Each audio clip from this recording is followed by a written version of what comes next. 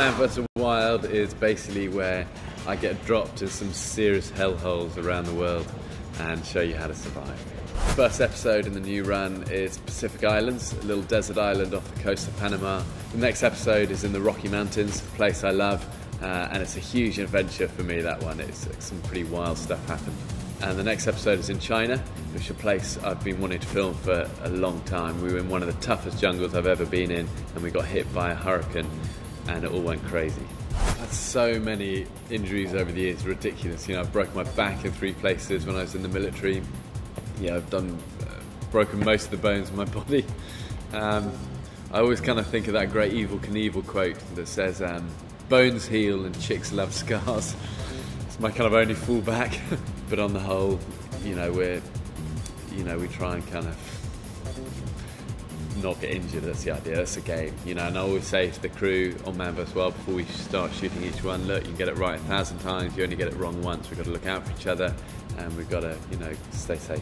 I had a free-fall parachuting accident whilst I was with the Special Forces, where I had a canopy rip at about 15,000 feet as it was getting dark in Africa, and came spiralling down and smashed into the desert. And I was really super lucky to survive that one. I mean, I did break my back. I spent 18 months in hospital in braces and all of plaster and all of that stuff. And but I was very, very lucky not to be paralysed. Life's all about how you look at it, and for me it was the opposite. It was like, life is precious, and I have been given this second opportunity, and you got to live it. You got to live it boldly, and there's no point living it timidly and reaching the end, and it's kind of too late then. So I've never been scared to fail and to get things wrong, but I like that feeling of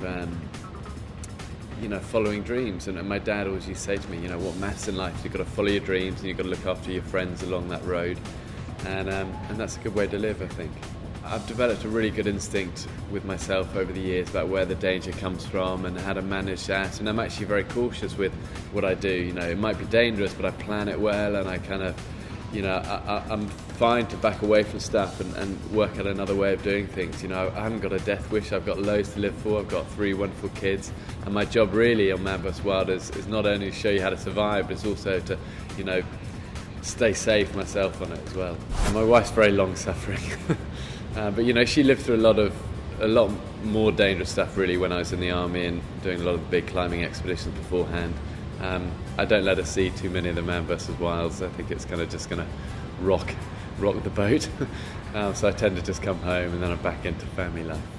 I love all of this stuff. It's what I've done since I was a little kid, and I think there's something very intoxicating about the big mountains, and life can be quite fluffy when we're back in normal city living. And I love the way life gets stripped bare, and it's the only thing I'm ever any good at as well. The more of this I do, the more I realise, I need 10 lifetimes to scratch the surface of all of these adventures. I'm leading an expedition to try and take an open inflatable boat through the Northwest Passage next year. So we're kind of busy planning that at the moment. But there's always stuff happening. It's kind of Man vs. Wild on one hand, expeditions on the other, family in the middle, trying to juggle it all and stay safe through it all.